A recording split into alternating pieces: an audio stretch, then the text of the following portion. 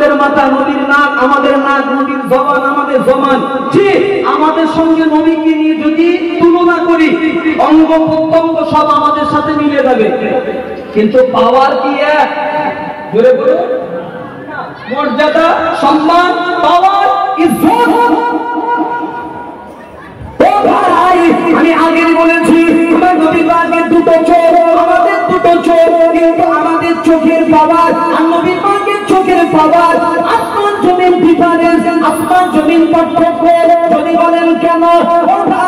নবীর চোখের পাওয়ার কতটা দেখিনি আল্লাহ নবী এক তারিখে মদিনার মসজিদে নববী শরীফে হুজুর আমার জামাতে ইমামতির নামাজ আদায় করলেন। আমার নবী পাকের পিছনে অসংখ্য সাহাবীরা দাঁড়িয়ে ইক্তেদা করে জামাতে নামাজ পড়লেন। আল্লাহ নবী নামাজের শেষে পিছন থেকে একজন সাহাবীকে সামনে ডাকলেন, ও সাহাবী সামনে এসো। সাহাবী সামনে আসলেন। নবী বললেন, সাহাবী আমি নবী ছিলাম ইমাম, তুমি ছিলে মুসাল্লি। আমি নবী ছিলাম সামনে, তুমি ছিলে অনেক পিছনে। ও সাহাবী আমি নবী যখন ইমামতি করছিলাম, আমি নবী যখন নামাজ পড়াচ্ছিলাম, তুমি আমার পিছনে ইক্তেদা করে নামাজ আদায় করছিলে। ও সাহাবী আমি নামাজ পড়াতে পড়াতে ইমামতি করতে করতে আমি রাসূলুল্লাহ লক্ষ্য করেছি তুমি নামাজের ভিতরে নড়াচড়া করছিলে কেন বলে? আমাদের চোখ আর নবীর দুটো চোখ, চোখের পাওয়ার কতটা শুধু আগে দেখে নেন। নবী ছিলেন ইমাম, সাহাবী ছিলেন মুসাল্লি। নবী তো অনেক সামনে, সাহাবী অনেক পিছনে। নবী নামাজের শেষে সাহাবীকে ডেকে বললেন, আমি যখন নামাজ পড়াচ্ছিলাম আমি লক্ষ্য করলাম, নামাজের ভিতরে আমি খেয়াল করলাম যে তুমি আমার পিছনে নামাজ পড়া অবস্থায় তুমি নড়াচড়া করছিলে, কারণটা কি? আচ্ছা বলুন, ওই জায়গায় যদি আমরা থাকতাম তরুণী তর্ক করতাম না? বলুন, আমাদের সমাজের একটা নিয়ম কি জানেন? ভুল করবো, অন্যায় করবো, কিন্তু তর্ক করতে কম হবে না। ভুলবো না যে আমরা, হ্যাঁ ভুল করে যাবো, কিন্তু তর্ক কম হবে না। সাহাবীকে নবী বললেন, তুমি নামাজের ভিতরে নড়াচড়া করছিলে, কারণটা কি বলো? নবীর চোখ, আমাদের চোখ, পাওয়ারটা দেখেন। নবীর জীবনের সঙ্গে কোনো মিল হয়, তুলনা হয়? শুধু এটাই বুঝে বাড়ি যান আজকে, নবী নবী, হ্যাঁ নবী নবী। আল্লাহ নবী সোনার হাদিসে বললেন, ১,৫০০ বছর আগে আমার নবী সোনার হাদিসে জানিয়ে দেবে, ও সাহাবীরা আনতা আবুদাল্লাহ কান্নাকা তারাহু ফাইন লাম তাকুন তারাহু ফাইন্নাহু ইয়ারাকা। ও সাহাবীরা আমি নবী বলছি, তোমরা যখন নামাজে দাঁড়াবে আল্লাহর ইবাদতে মশগুল হয়ে যাবে। ও সাহাবীরা নামাজের হালাতে দাঁড়িয়ে গিয়ে তোমরা মনে মনে মনে মনে করবে তুমি আল্লাহকে দেখতে পাচ্ছ। এই ধারণা যখন নামাজীদের ভিতরে এসে যায় যে আমি আল্লাহকে দেখতে পাচ্ছি, নামাজের মুসল্লায় দাঁড়িয়ে আমি যদি আল্লাহকে দেখতে না পাই, ও সাহাবীরা এটাই অন্তত তোমরা মনে করবে তুমি আল্লাহকে তুমি দেখতে না পাও, অবশ্যই আল্লাহ তোমাকে দেখছেন। জোরে বলুন, আরেকটু বলুন। নবী বলেছেন, নামাজের ভিতরে চঞ্চলতা, অস্থিরতা কিছু থাকবে না। নামাজ হবে নামাজের মতো। রবের সামনে দাঁড়িয়ে ভাববে আমি আল্লাহকে দেখছি, স্রষ্টাকে। আমার চোখ যদি না থাকে, দেখতে যদি না পাই, নিশ্চয়ই আমার রব যিনি, মালিক যিনি, প্রভু যিনি, তিনি বেশাক আমাকে দেখছেন। এই ধারণা যেন তোমাদের ভিতরে থাকে। তাই নবী হাদিসটা স্মরণ করিয়ে সাহাবীকে বললেন, তুমি নামাজ পড়ছিলে কিন্তু নড়াচড়া হচ্ছিল কেন? কিছু মনে নিলে হবে না ভাই। আমার সমাজেও এক শ্রেণীর মানুষ রয়েছে নামাজি মুসাল্লি, ধ্যান দিন।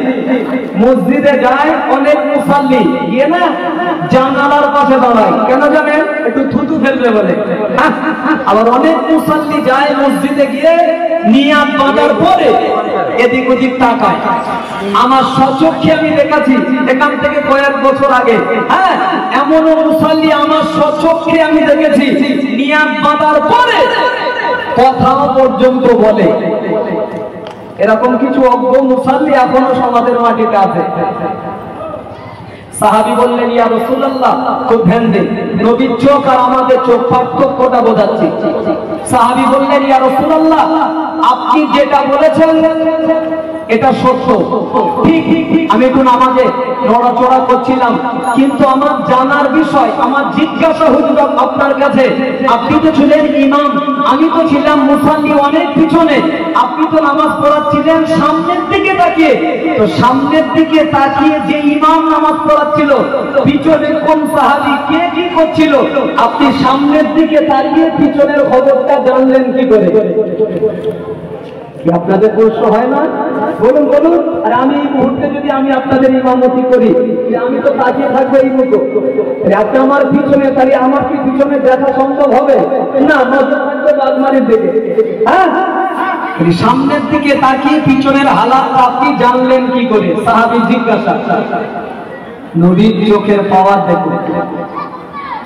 আল্লাহ নবী বললেন, সাহাবী, ও সাহাবী, তুমি জানো না আল্লাহ পাক তোমার নবীর দুটো চোখ আল্লাহ যেটা দিয়েছে, তোমার নবীর এই দুটো চোখে পাওয়ার আল্লাহ কত দূর পর্যন্ত দিয়েছে। ও সাহাবী, তুমি শোনো, আল্লাহ নবী বললেন, ইন্নী আরা মা লা তারাউনা।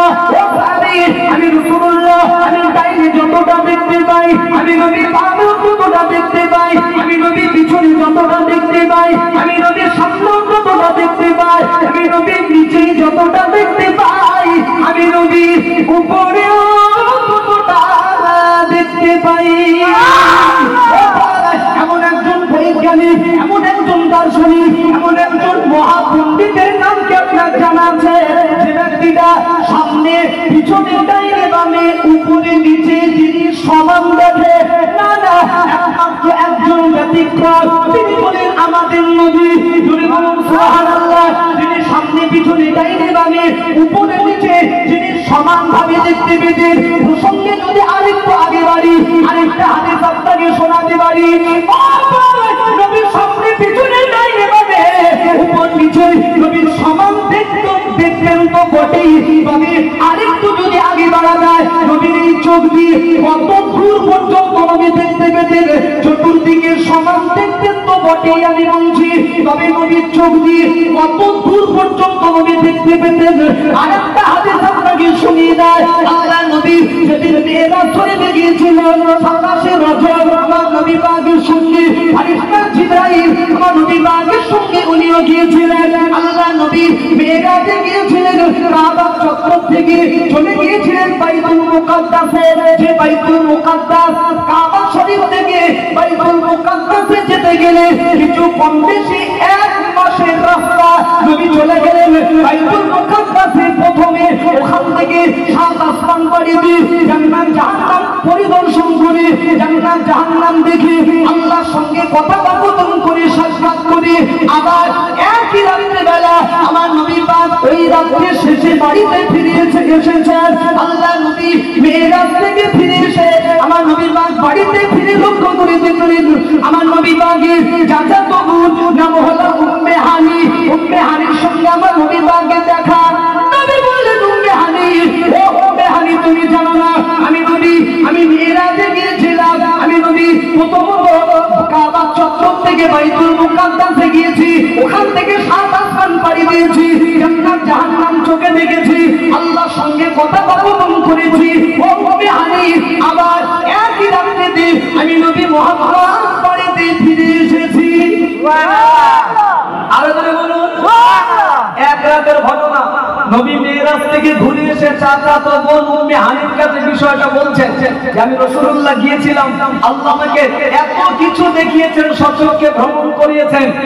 বিষয়টা উম্মে হানির কাছে আমাদের ধ্যান দেন।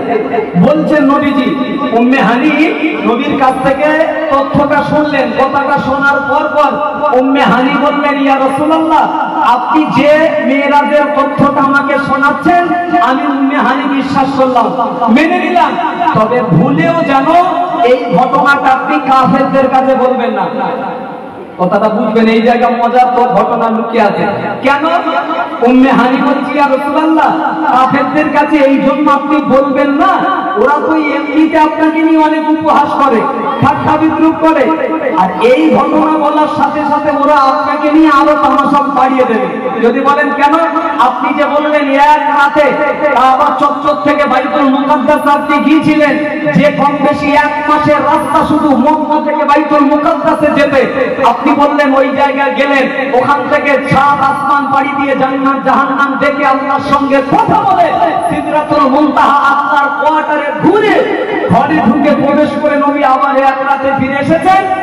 এই আজীব তথ্যটা উম্মে হানি বিশ্বাস করেছেন, কিন্তু উম্মে হানির বক্তব্য যে কাফেরদের কাছে বললে মানবে না তো বটেই, বরং আরো ওরা আপনাকেই উপহাস করবে। কথাটা বুঝুন, নবীর চোখ চতুর্দিকে সমান্তর দেখতেন বটে, আমি বলছি, তবে কতদূর নবী দেখতে পেতেন শোনে।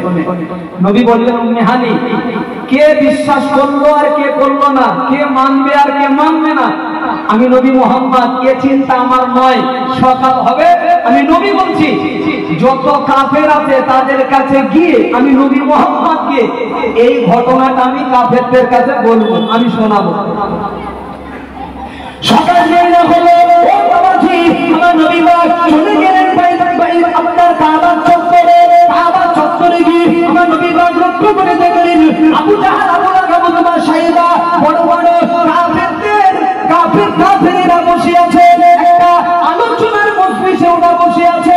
আল্লাহর নবী কাবা চত্বরে গিয়ে দাঁড়িয়ে বলেছিলেন, খুব ধ্যান দিয়ে শুনে না ও বাবাজি, আমার নবী কাবা চত্বরে গিয়ে দাঁড়িয়ে বলেছিলেন, এ কাফেরেরা তোমরা শোনো, নবী মুহাম্মদ আমি বলছি, আমি গতকাল আমি বাইতুল মুকাদ্দাসে গিয়েছিলাম, ওখান থেকে 7 আসমান পাড়ি দিয়ে জান্নাত জাহান্নাম পরিদর্শন করে আল্লাহর সঙ্গে বিধান করে কথোপকথন করে আবার একই রাত্রেবেলা আমি নবী মুহাম্মদ ঘরে ফিরে এসেছি।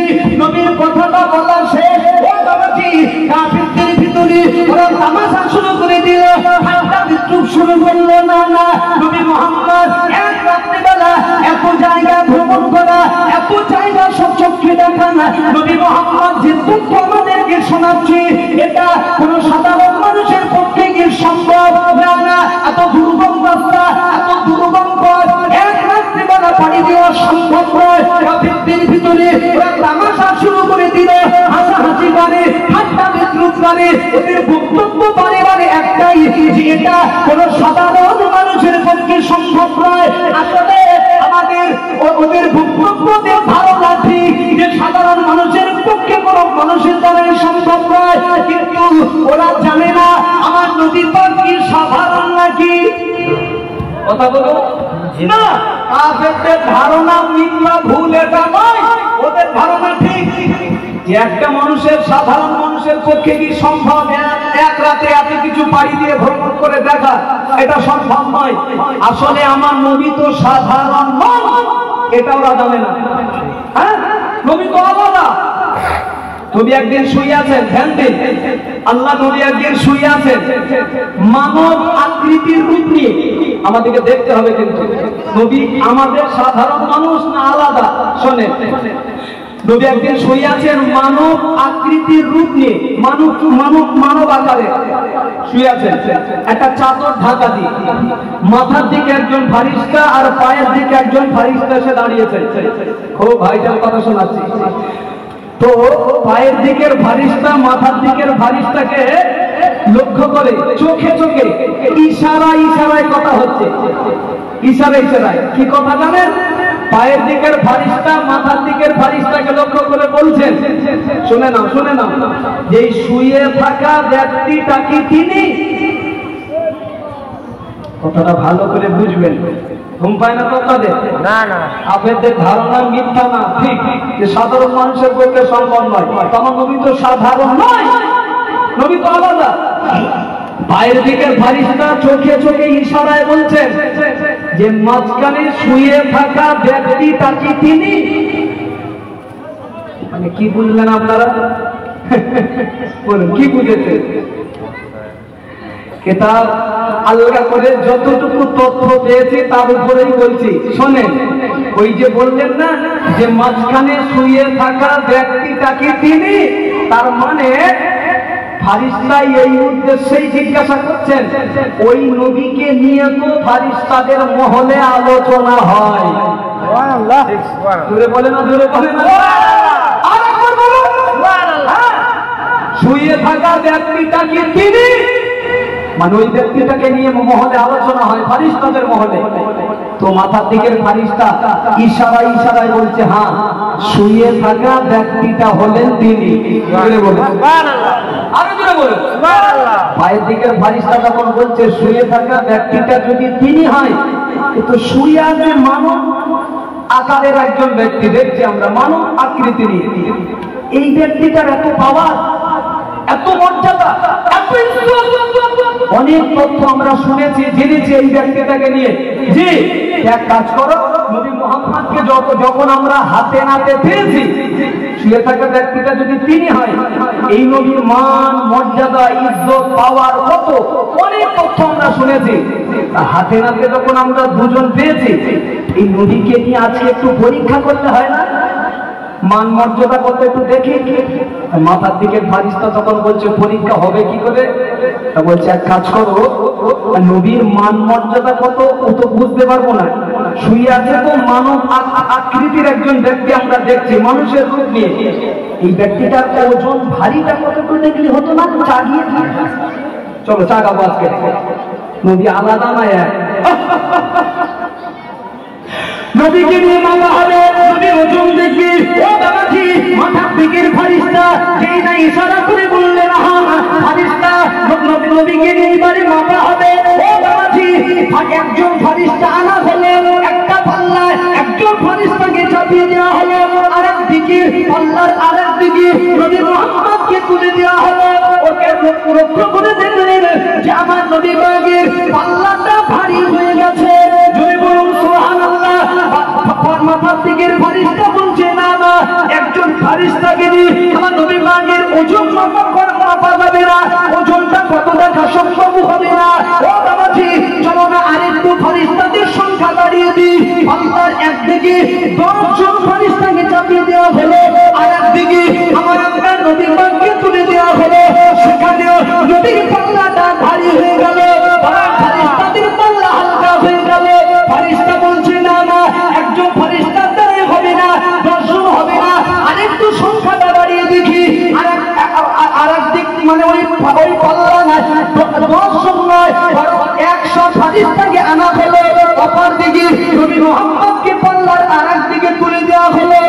100 ফারিস্তা অপেক্ষায় নবীর পাল্লাটা ঝুঁকে গেল। জোরে বলুন সুবহানাল্লাহ।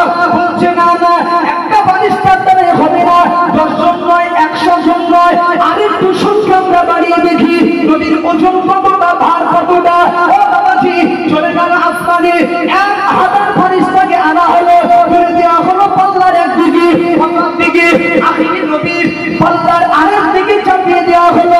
ও ভাই, যদি পাল্লার একদিকে 5 কেজি ওজনের একটা ভাটখারা যদি রাখা হয়, আর একদিকে যদি একটা 200 গ্রামের ভাটখারা যদি ছেড়ে দেওয়া হয়, 200 গ্রামের ভাটখারার অবস্থা হলো খারাপ। ছিটকে নামে আল্লাহ নবীর যেদিকটায় চাপিয়ে দেওয়া হয়েছিল, অপরদিকে 1000 ফারিস্তা তুলে দেওয়া হয়েছিল।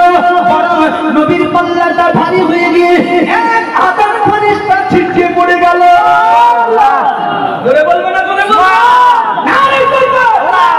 নবী এক, নবী আমাদের নাই না, আমরা নবীর নাই, এই আকীদার উপরে শুধু দুটো কথা শোনাচ্ছি। ওদের ধারণা মিথ্যা, ভুল নয়, ঠিক।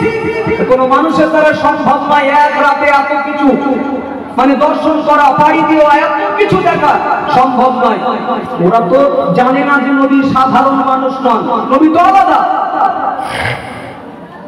আমার নবী বললেন, দেখো তোমরা কে মানবে আর কে না মানবে এটা আমার দেখার বিষয় নয়। আমি নবী যেটা বলছি, আল্লাহ আমার দ্বারাই এই রাতে ঘটনা আল্লাহ ঘটিয়ে নিয়েছেন, সত্য ঘটনাটাই কাফেরদের কাছে নবী বলছেন। আল্লাহ নবীর বলেছে, ও বাবাজি, কাফেরদের ভিতরে ওরা ঠাট্টা বিদ্রুপ করতে লাগলো, নবীকে নিয়ে উপহাস করতে লাগলো। না না না না, নবীকে আজকে যখন হাতে নাতে আমরা পেয়ে গিয়েছি, নবী মুহাম্মদ যে তথ্য আমাদের দিচ্ছে, আজকে কিন্তু নবী মুহাম্মদের কথাগুলো শুনে নবী মুহাম্মদকে কিন্তু আজকে আমরা ছেড়ে দেবো না, একটু পরীক্ষা করে দেবো। কি পরীক্ষা? নবী যে বললেন বাইতুল মুকাদ্দাসে গিয়েছেন, এই জায়গার ওয়াজটা বোঝার বিষয়। ও বাবাজি, নবীর চোখের এই দুটো চোখ কত দূর পর্যন্ত দেখতে পেতেন আমি বলেছি বলবো। বাইতুল মুকাদ্দাসে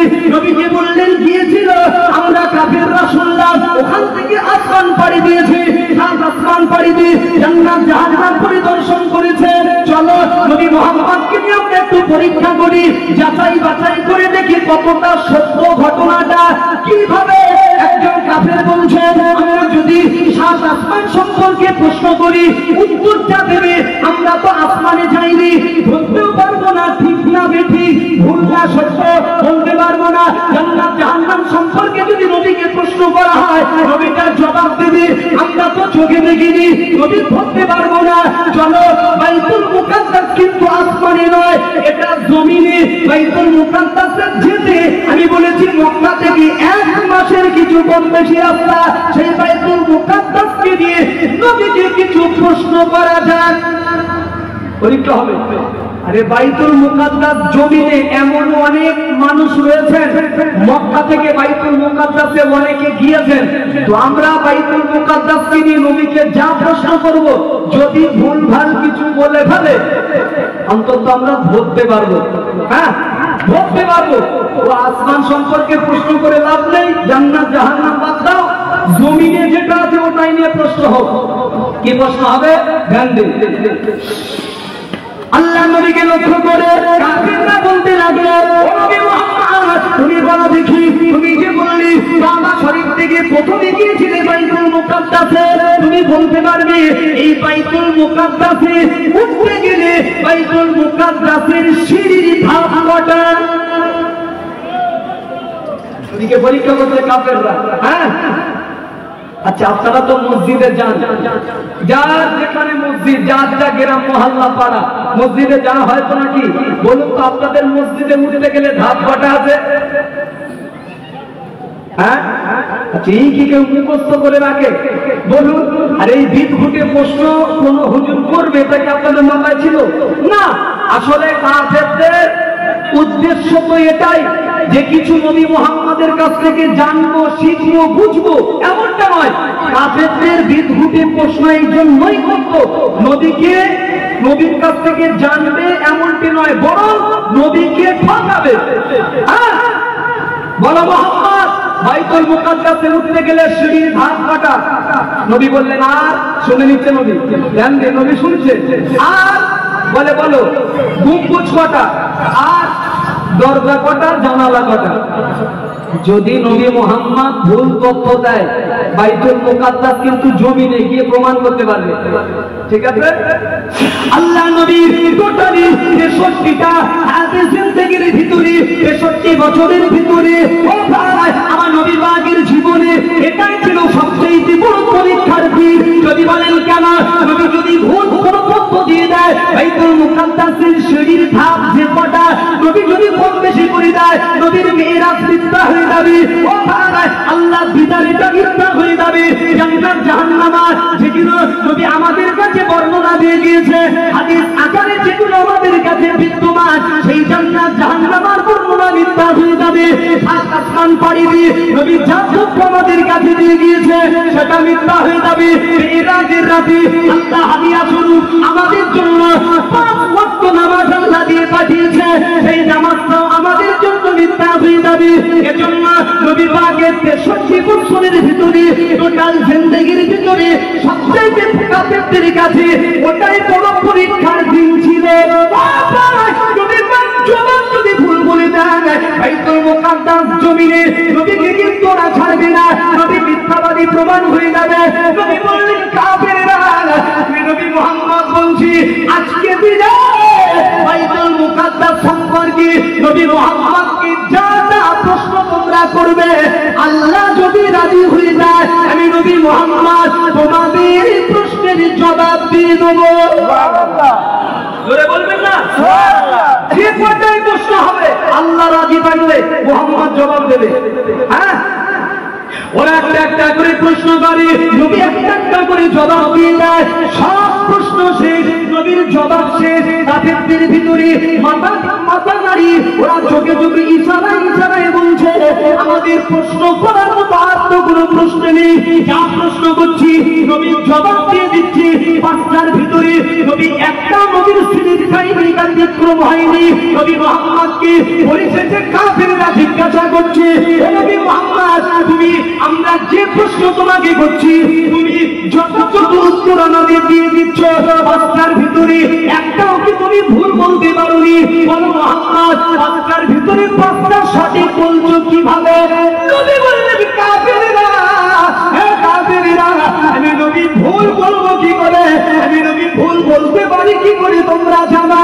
আল্লাহ পাক এই নবীর দুটো চোখ আল্লাহ দিয়েছে, এই চোখের পাওয়ার কতটা তোমাদের জানা নেই।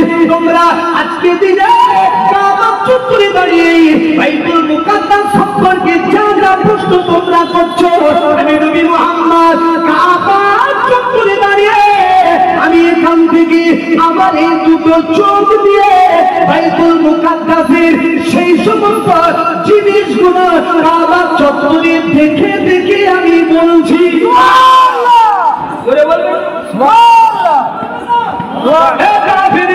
তোমরা বলছো বাইতুল মুকাদ্দাসে উঠতে গেলে সিঁড়ির ধাপ কটা? প্রশ্ন শেষ, আমার নজর পড়ে গেল বাইতুল মুকাদ্দাসে। আল্লাহ দুটো চোখে দেখিয়ে দিচ্ছে, আমি দেখে দেখে জবাব দিয়ে দিচ্ছি। গম্বুজ কটা? নবী মুহাম্মদের চোখে আল্লাহ দেখিয়ে দিচ্ছে। বাইতুল মুকাদ্দাসে দরজা কটা, জানালা কটা? নবী মুহাম্মদ যা যা প্রশ্ন করছো আমাকে কাবা চত্বরে দাঁড়িয়ে এই দুটো চোখে আল্লাহ দেখিয়ে দিচ্ছে। নবীর প্রত্যেকটা অঙ্গ প্রত্যঙ্গকে নিয়ে যদি আলোচনা করি আমাদের জীবনের সঙ্গে কোনো মিল হবে না। আমি আগে বলেছি নবী পাকের দৈহিক গঠনটা মানুষের মতো, কিন্তু না, নবীর পাওয়ার মর্যাদা প্রত্যেকটা অঙ্গ প্রত্যঙ্গ আমাদের তুলনায় আলাদা। নবীর চোখ আর আমাদের চোখ পাওয়ার বুঝিয়ে দিয়েছে আপনাদের। নবীর চোখের পাওয়ার কতটা, কত দূর পর্যন্ত যেতে পারে। আর একটু আগে বাড়ছি, নবীর দুটো চোখ, আমাদের দুটো চোখ, নবীর একটা জবান, আমাদের একটা জবান। এই যে জবান আল্লাহ আমাদের দিয়েছে, আমার নবীর আল্লাহ একটা জবান দিয়েছিলেন, কিন্তু নবীর জবান ব্যতিক্রম। নবীর যে জবানটা আলাদা, দুনিয়ার কোন মানুষের সঙ্গে নবীর জবানের মিল হবে না, তুলনা হবে না। যদি বলেন কেন? আমার নবীর জবানের পাওয়ার এতটাই, মর্যাদা এতটাই যে জবান দিয়ে আমার নবী পাক জীবনেও কোনদিন মিথ্যা কথা বলেনি। জোরে বলুন সুবহানাল্লাহ। মসজিদের কোন ইমাম, মসজিদের কোন মুসল্লি, কোন হাজি সাহেব, কোন গাজী সাহেব, কোন ডাক্তার সাহেব, কোন মাস্টার সাহেব, কোন উকিল, কোন ব্যারিস্টার, আপনি বলতে পারবেন জীবনে ওই ব্যক্তিটা বুক টুকে দাঁড়িয়ে বলতে পারবেন না যে জীবনে আমার দ্বারায় কোনদিন মিথ্যা কথা জবানে আসেনি, আমার জীবনে আমি কোনদিন বলিনি। একমাত্র একজন ব্যতিক্রম, তিনি হলেন নবী মুহাম্মদুর রাসূলুল্লাহ। জীবনে কোনদিন মিথ্যা বলেননি না, নবীর জবানে কোনদিন মিথ্যা আসেনি।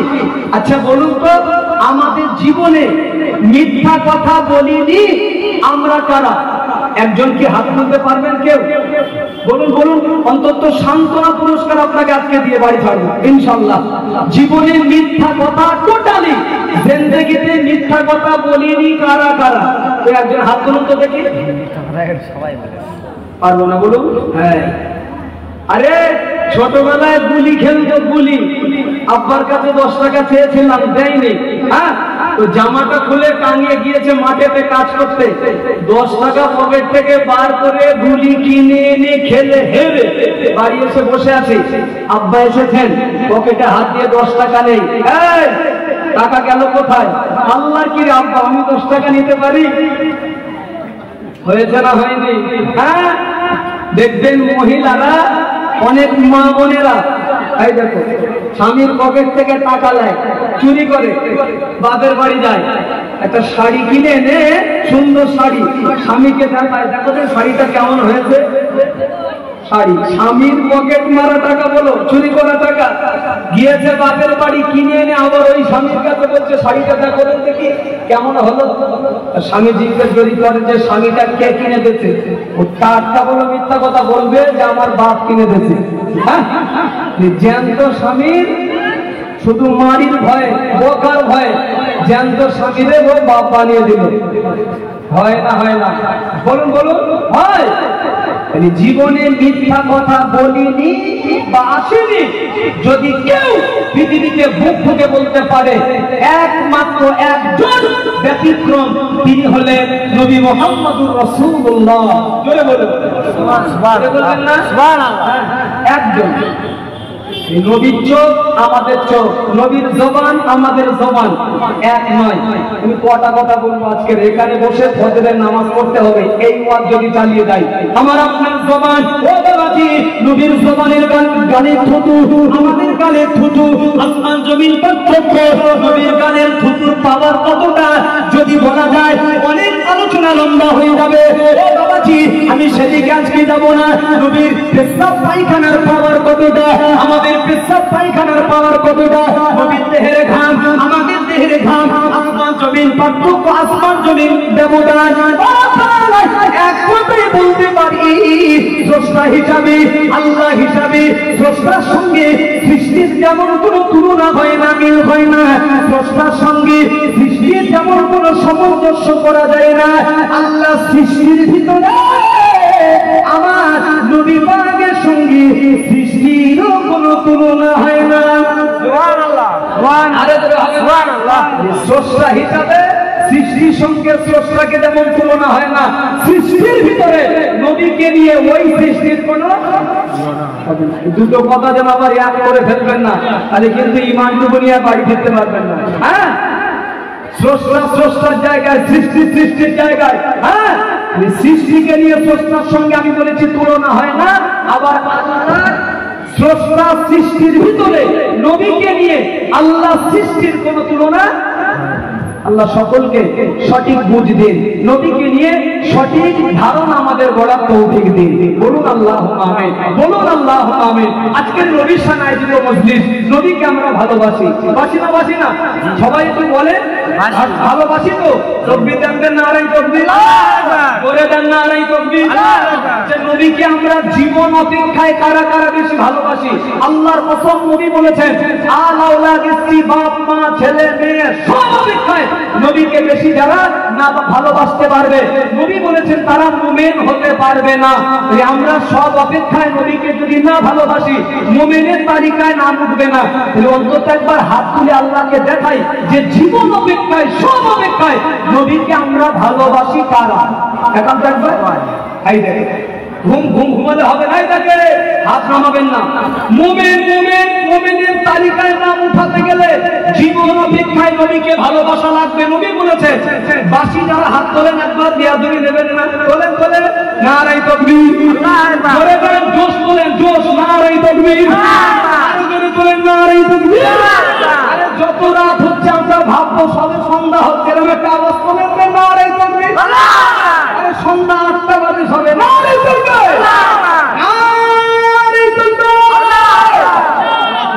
নবীর ভালোবাসা আল্লাহ অন্তরে পয়দা করে দিন, মুমিনের তালিকায় আল্লাহ আমাদের নামটুকু তুলে দিন। বলুন আল্লাহুম্মা আমিন, বলুন আল্লাহুম্মা আমিন। আজকের এই রবিউল আউয়ালের মাসে এই 1.5 তারিখ আমাদের করা ছিল, আপনারা জানেন কম বেশি। আর আজ কয়েক বছর মসজিদের উন্নতি কল্পে বাজারের উপরে যে আমরা নবী দিবসটা করি, আরবি তারিখটা আমাদের নির্ধারিত ছিল 23শে রবিউল আউয়াল, রবিউল আউয়াল মাসের 23 তারিখ। জি, এবছরে একটু প্রাকৃতিক দুর্যোগের কারণে আকাশের যা ওয়েদার ছিল আপনারা জানেন, মাঠের যা পরিস্থিতি, আমরা একটু পিছিয়ে আনতে বাধ্য হয়েছে নবীর শানে মজলিস। হয়তো ডেটে আমরা এবছরে দুর্যোগের কারণে করতে পারিনি বা হয়নি। আজকে দিনে সেই নবীর মজলিস আমরা আল্লাহ আমাদের দ্বারা করিয়ে নিয়েছেন। কি গো, খুশি খুশি লাগছে তো? দিলের কথা বলেন, খুশি খুশি লাগছে তো? হ্যাঁ, খুশি লাগছে। তাকবীর হোক, নারায়ে তাকবীর। ও ভাই, খুশির তাকবীর এই হয়, নারায়ে তাকবীর। খুশির তাকবীর, নারায়ে তাকবীর। 24 সাল এই বছর হচ্ছে, দুর্যোগের কারণে আমরা ডেটটা একটু আটকিচ করলাম। ও ভাই, এবার আমার দিকে ধ্যান দিন। 24 সালে একটু পরেই আখিরি দোয়া হয়ে যাবে, একটু পরেই তাবাররুক বিল্লি হয়ে যাবে, চলে যাব। মজলিসটা শেষ করে চলে যাব নাকি? শুধু হ্যাঁ না জোরে বলুন। মজলিস শেষ করে দিয়ে চলে যাবো আগামী বছর 2025 বললে এখন নবীর শানে আয়োজিত মজলিস, যে নবী না হলে আপনি হতেন না, যে নবী না হলে আমিও হতাম না। আল্লাহর কসম, নবীর জন্য আপনি, নবীর জন্য আমি, নবীর জন্য গোটা জগৎ, জি এই নবীর জন্য আগামী বছর 25 সাল পড়লে এই মজলিস আর একবার হবে না হবে না? দিনটা কি বলছে জোরে বলুন, সবাই একবার বলুন, সবাই একবার বলুন হবে। হ্যাঁ, হওয়ার পক্ষে যদি আমরা থাকি, আরে মরে তো যাবো, আল্লাহ ডাক আসলে যাবো না যাবো না? যাবো। আল্লাহকে একবার মরার আগে দেখিয়ে দিয়ে যাই যে নবীর মজলিস হবে, উম্মত হিসাবে আমি হাত তুলে আল্লাহ আপনার দেখিয়ে যাচ্ছি। হাতটা তুলতে সমস্যা আছে? হ্যাঁ হবে। ক্যামেরা হচ্ছে আল্লাহর কাছে, ক্যামেরা দুনিয়ার ক্যামেরা মুছে যাবে, আল্লাহর ক্যামেরা আছে। নাড়া দেন দেখি, জোরে দেন, জোরে হাত নাড়াবেন আর চিৎকার তাকবীর মারবেন, নারায়ে তাকবীর। আসমান জমিন টিপে যাবে, একটা আওয়াজ চলে, নারায়ে তাকবীর। জমিনে বসে আছি, জমিন সাক্ষী হয়ে থাকবে, এত জোরে আওয়াজ শুনবো, নারায়ে তাকবীর। জোরে দেন, নারায়ে তাকবীর, নারায়ে তাকবীর, নারায়ে তাকবীর।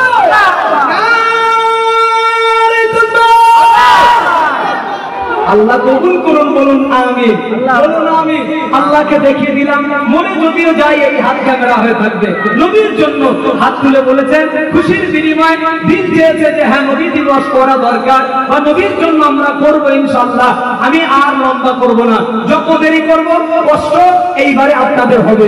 আল্লাহ রাস্তে বলছি, আমি তো দূরের মানুষ নই, কাছের মানুষ, একেবারে ঘরের ছেলে, খুব নিকটের মানুষ হয়ে আপনারা জানেন ও হুজুর কেন শেষে তাকে ও আর বলতে লাগে না, হত্যা মার পেরে, যে নবী না হলে আমরা হতাম না। নবীর জন্য আপনি, নবীর জন্য আমি ঋণ শোধ করতে পারবো না ভাই, হারগিজ নবীর ঋণ উম্মত হিসাবে আমরা শোধ করতে পারবো না।